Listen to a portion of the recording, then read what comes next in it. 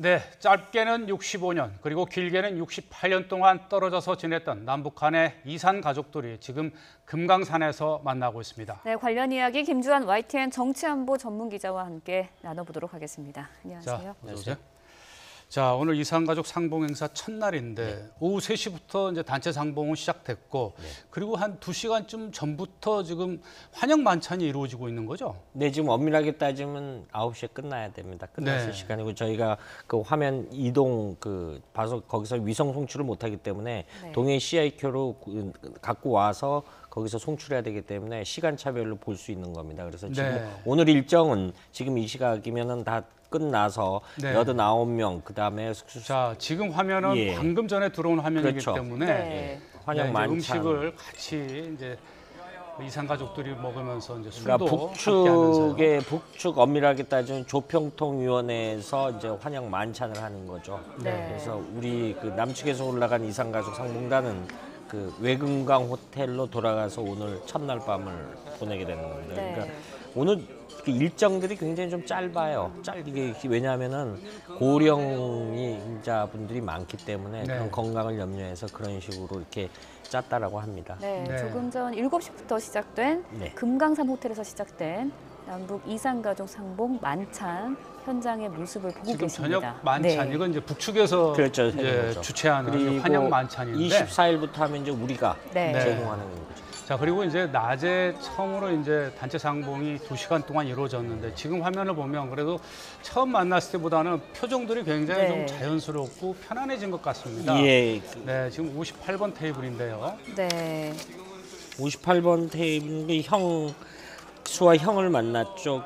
이수남 할아버지인데 고향이 서울입니다. 그 형이 용산구 이촌동에 이태원 쪽에 살고 계시는데 갑자기 행불이 됐는데 나중에 알고 봤더니 그 우영군에 끌려가고 나중에 사망했다는 거고 그래서 조카들을 만나는 거죠. 형의 딸들이니까요. 이렇게 만나는 그런 거죠. 서로 건강하게 살기를 기원하면서 또 이렇게 거의 한 60여 년 만에 만난 그 기쁨을 나누면서 이제 식사도 같이 하면서 굉장히 정겨운 모습을 볼 수가 있는데요. 지금은 이제 박용일 북한 조평통 부위원장이 오른쪽에 그 주최 환영 만사를 하고 지금 안경 쓰신 분은 우리 적십자사 총재 박경석 총재로 보입니다. 남북한의 이제 관계자들이군요. 적십자사. 오늘 앞서서 오후 3시부터 첫 단체 상봉이 있었습니다. 첫날 분위기 어땠나요?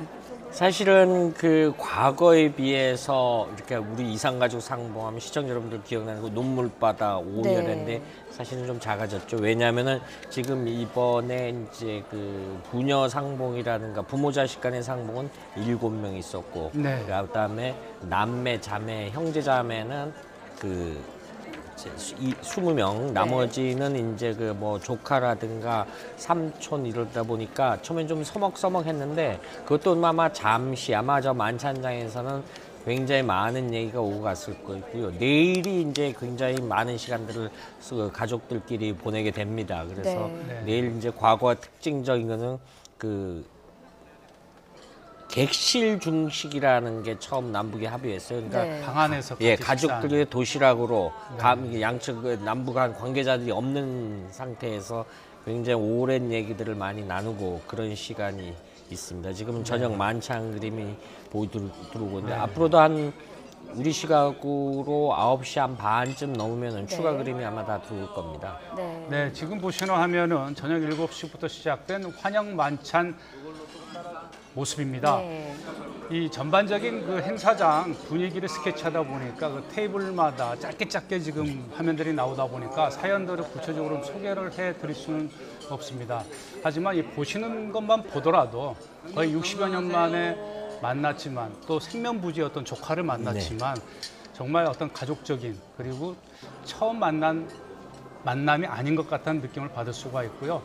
앞서 김주한 기자가 지적해 주셨듯이 지금 생존해 있는 이산 가족들이 정말 다 고령들이다 보니까 이미 돌아가신 분들이 훨씬 더 많지 않습니까? 근데 남아있는 분들도 하루빨리 정말 만나야 될 터인데 참 저렇게 다 돌아가신 다음에 이제 조카들을 만나는 또 심정도 굉장히 좀 착잡할 것 같습니다. 지금 이제 전문가들이 이렇게 이야기하는 이제 개선해야 될 부분이 뭐냐면은 네. 우리 대한적 십자사의 등록경이 한 13만 명 정도 2천여 명 됐는데 네. 그중에 한 7만여 명이 돌아가셨어요. 예. 나머지 5만 명인데 문제는 조카들도 꽤 실향민이 2세대들이 있거든요. 그렇죠. 그러니까 그 북측에 자기 사촌, 뭐 육촌 이런 관계를 전혀 모르죠. 그래서 제도 개선을 당사자만 하는 것이 아니라 네. 그 서로 데이터를 등록을 받아 놓자. 그래서 먼 훗날 통일이 됐을 때 서로 간에 인척이었구나라는 것을 알아야 된다라는 까지 제도 개선을 합니다. 그래서 지금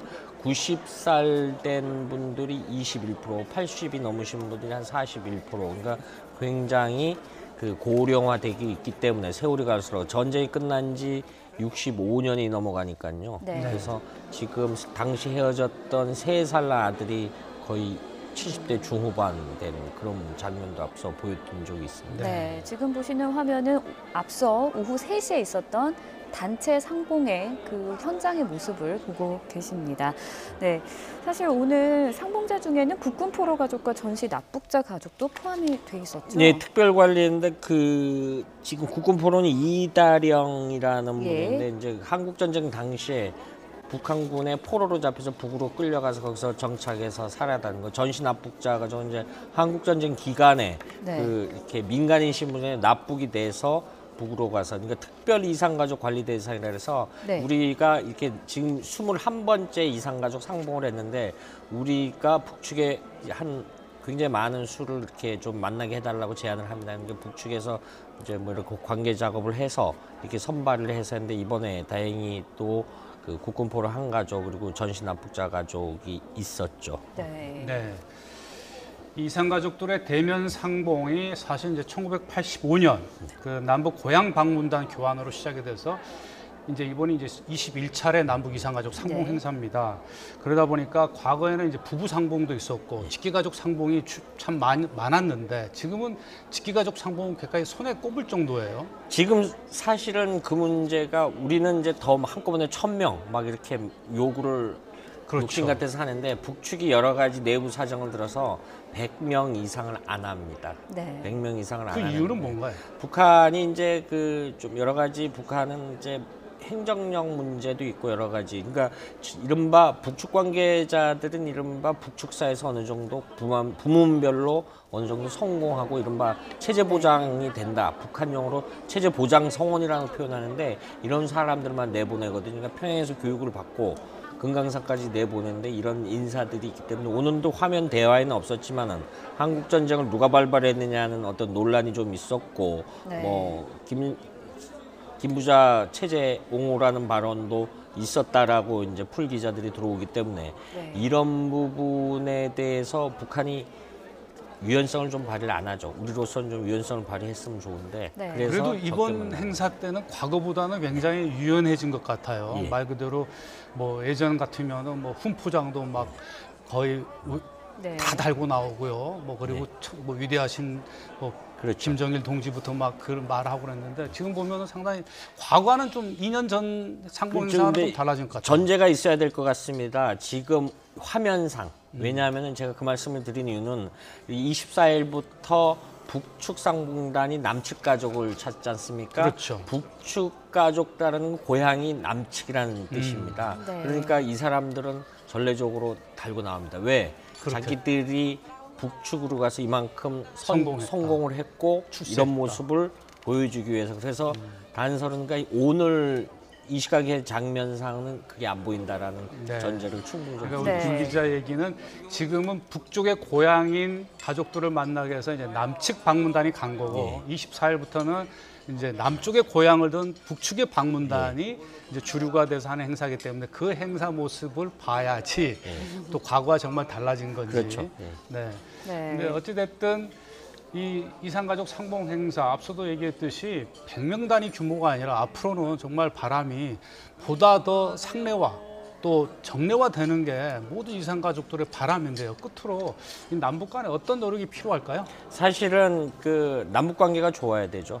남북 관계가 좋아야 되고 그 양측의 최고위급 지도자들 간의 어떤 정치적 견해가 있었고 이것이 실무자 간에 왜냐하면 동서독의 그런 말씀 안 드릴 수밖에 없는 게 동서독은 통독 전에 1979년도부터 해서 100만 명이 만났습니다. 네. 100만 명이.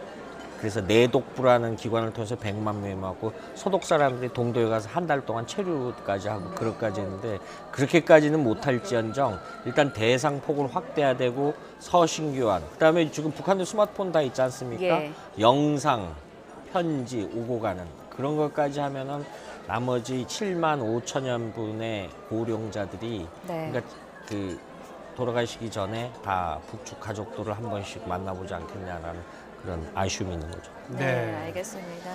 이산가족 상봉 행사 소식은 잠시 뒤에 이어지는 10시 뉴스나이트 시간에 또 보다 자세히 이 방금 들어온 화면과 함께 소개해 드리도록 하겠습니다. 네. 지금까지 김주환 YTN 정치안보 전문 기자였습니다.